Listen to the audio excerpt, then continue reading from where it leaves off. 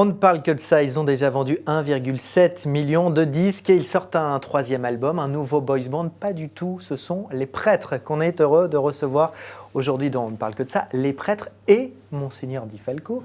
Non pas que vous ne soyez pas prêtre, Monseigneur, mais vous êtes à l'origine de ce projet de faire chanter des prêtres et d'avoir ce succès à la clé. Comment ça vous est venu cette idée pour le moins originale ? En fait, l'idée est venue de Didier Barbelivien, avec qui j'avais eu une conversation en lui disant que je souhaitais trouver des moyens financiers pour venir en aide à Madagascar, puisque mon diocèse a des liens privilégiés avec Madagascar. Et c'est lui qui a eu l'idée, qui m'a dit écoute, pourquoi tu ne ferais pas chanter des prêtres de ton diocèse ? Et après, la suite pour le casting de ces trois chanteurs. Ils étaient 5, et on en a retenu 3. Ils sont là. Alors, le troisième album sort le 7 avril. Il s'appelle Ça ne s'invente pas. Amen, évidemment. Et on découvre un premier extrait. Regardez. Il est béni le jour où les gens s'aimeront. Ils combattront toute haine et de l'amour donneront. Le prophète Isaïe. Pourquoi ça marche aussi bien selon vous, alors que bon, les églises ont plutôt tendance à se vider et que c'est pas forcément ce qui est le plus à la mode aujourd'hui, on va dire. C'est pas à nous qu'il faudrait poser la question, c'est à ceux qui 1,7 million de disques, aiment je le rappelle. Ces albums, qui, à mon avis, c'est rassembleur, c'est fédérateur, puisqu'on voit bien, notamment dans les concerts, et puis à partir des courriers que nous recevons, c'est tout âge confondu, tout milieu confondu, toute religion confondue, y compris bien sûr ceux qui ne se reconnaissent dans aucune religion. Donc ça, c'est une surprise pour nous, parce que jamais nous n'aurions pensé que ça serait accueilli de cette manière-là, et de manière aussi ouverte sur tous les publics. Qu'est-ce qu'on vous dit, vous, quand vous chantez et que vous rencontrez le public ? On vous remercie, on vous...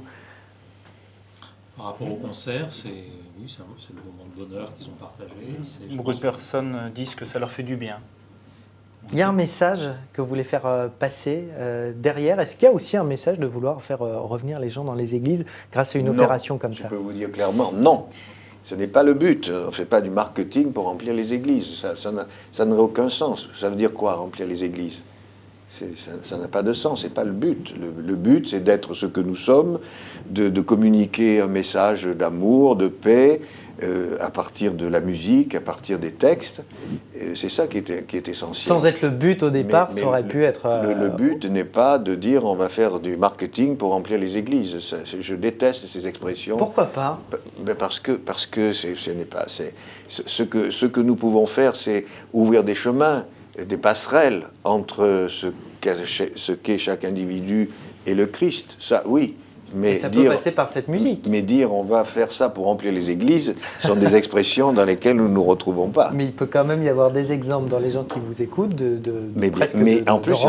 en plus, il y a des personnes qui nous écrivent en disant vous nous avez réconciliés avec l'Église, je me pose à nouveau des questions au niveau de la foi. Tout ça, c'est bien, c'est ce qui se passe dans le cœur de chacun. Mais le but, c'est pas de faire de la pub pour remplir les églises. Le succès, ça peut être grisant parfois. Nous, on reçoit des gens qui sortent des disques, dont c'est le métier, et qui nous expliquent que parfois, on se laisse un petit peu porter par le succès. Vous, comment vous avez fait pour gérer tout ça ? J'imagine qu'on a dû vous faire des propositions de collaboration, etc., des choses parfois peut-être un peu surprenantes. Je crois qu'il y a plusieurs raisons. La première, c'est que c'est un groupe. C'est pas une personne, c'est un groupe. Et ensuite, l'essentiel de notre vie, l'essentiel de leur vie, c'est leur sacerdoce, c'est leur ministère dans les responsabilités qui sont les siennes. Pour Joseph, qui n'est pas prêtre, c'est sa famille, ce sont ses activités professionnelles. Donc, pour nous, c'est une parenthèse. C'est différent quand on fait une carrière et que ce qu'on souhaite, c'est durer. Vous voyez, nous, on aurait pu durer, on a décidé d'arrêter, alors qu'on pouvait continuer. Pourquoi alors vous arrêtez justement ? Justement parce que c'est pas notre métier et on n'a pas du tout l'intention de faire une carrière dans la variété. Il n'y a pas d'envie, même chez l'un de vous trois, de peut-être de continuer un petit peu ce chemin dans la musique ? Si, lui. De toute façon, on est un groupe. Mais il y a beaucoup de groupes qui se sont séparés et qui ont fait des belles carrières solo. C'est pas grave. Peut-être voilà. Joseph. Joseph, alors vous étiez séminariste, c'est bien ça ? Oui. Et vous avez choisi finalement de de quitter ce chemin-là. Qu'est-ce qui s'est passé? Ça a joué d'ailleurs cette expérience-là, cette expérience musicale? Vous vous êtes dit, c'est peut-être pas forcément... j'ai peut-être envie pour le coup, moi, de continuer dans cette voie-là? Ben, vous savez, j'aime chanter, mais si un jour une opportunité se présente, pourquoi pas, mais... Vous aimeriez réitérer l'expérience peut-être avec d'autres chanteurs? Vous avez d'autres idées pour pouvoir récolter des fonds pour des associations, par exemple? Mais bon, on ne sait pas ce qui peut se présenter dans les mois ou les années qui viennent, bien sûr. On ne l'exclut pas. Pour le moment, on a décidé d'arrêter.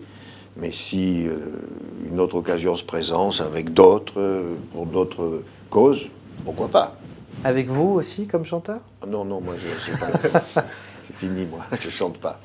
Est-ce que vous sentez quand même que, je ne parle pas de recruter des gens pour les églises, je fais attention cette fois-ci, mais est-ce que vous sentez que ça vous a permis de moderniser en quelque sorte l'église? Est-ce que c'est le retour que vous avez?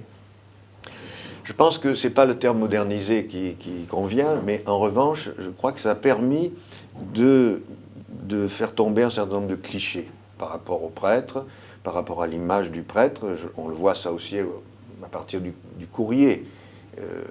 Et notamment, je crois, pour moi, c'est ce qui a été le plus sensible, c'est vous imaginez bien qu'une affaire comme celle-là nous a amené à collaborer avec énormément de personnes dans le monde du spectacle, que ce soit tout ce qui s'occupe de la lumière, du son, de la musique, dans les zéniths, puisque nous avons dû quitter les églises qui étaient trop petites pour aller dans les zéniths.